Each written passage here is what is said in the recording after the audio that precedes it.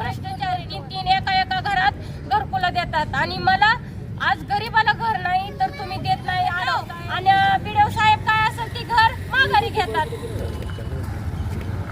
बार्शी तालुक्यातील रातंजण येथील एका महिलेने गंभीर आरोप करत थेट राष्ट्रीय जाती जमाती आयोग, मुख्यमंत्री, जिल्हाधिकारी तसेच पोलीस प्रशासनाकडे लेखी तक्रार दाखल केली आहे। तक्रारदार सौ सुवर्णा बनसोडे उर्फ सहदेव डोळे यांनी असा आरोप केला आहे की ग्रामपंचायत नोंदीमध्ये नमुना 8 व रजिस्टरमध्ये फेरफार करण्यात आला आहे।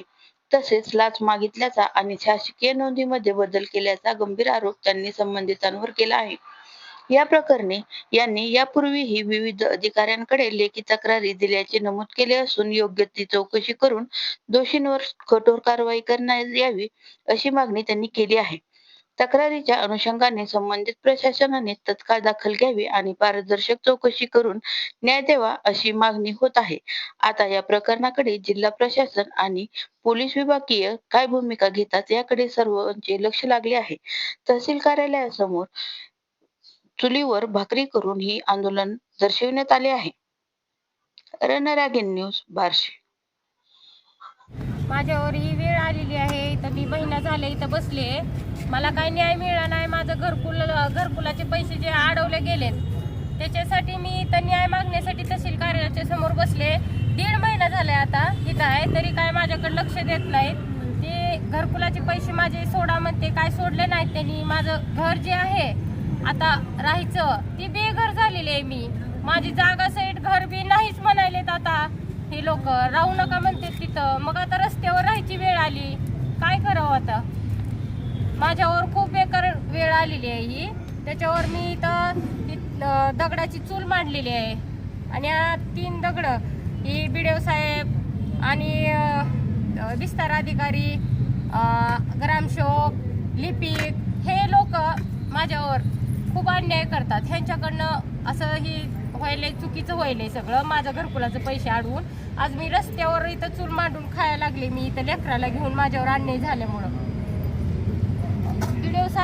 बीडीओ साहेबांनी ही असं चक आमचं अडवायचे नव्हते पैसे घरकुलाचे, म्हणून मी मुख्यमंत्र्याला म्हणते की बाबा तुम्ही आम्हाला न्याय द्या, तुम्ही आमच्याकडे लक्ष घाला।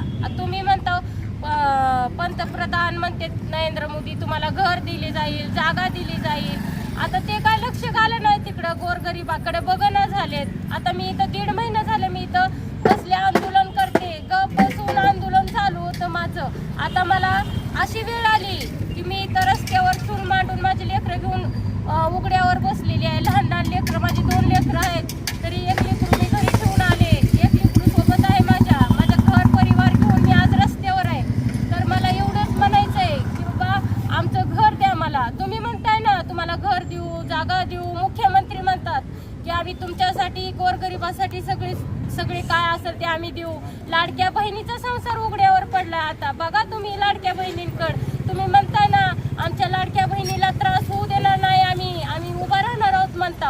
आणि आज माझ्यावर ही वेळ आली की मला इथं चुलीवर स्वयंपाक करावा लागायले, रस्त्यावर मी आलेली आहे, मी रस्त्यावर बसून खायला लागले। आज माझी लेकरं घेऊन मी रस्त्यावर आहे, तर मला न्याय देणार का नाही तुम्ही? सर सांगा आता तुम्ही। मी मुख्यमंत्र्याला म्हणते की बाबा तुम्ही आमच्यासाठी खूप राबवताव आणि गरिबांसाठी हे करताव, पण बीडीओ साहेब हे तसे आपलं बीडीओ साहेब आणि विस्तार अधिकारी आणि ग्रामसेवक आणि लिपिक हे सगळे माझ्यापासून माझं घर हिसकटून घेत आहेत, माझं पैसे काही सुद्धा असंही करत नाहीत, बेकायदेशीर त्यांनी पैसे अडवले गेलेत त्या लोकांनी। मग माझी मागणी काय की तुम्ही ह्यांच्यावर कारवाई करा आणि काय असेल ती फौजदारी गुन्हा दाखल करा ह्यांच्यावर, काय असेल ते 18 त्यांच्यावर गुन्हा दाखल झाला पाहिजे, ही माझी मागणी आहे। 18 गुन्हा झाला पाहिजे। मला दलित समाजाचे असून माझ्यावर ही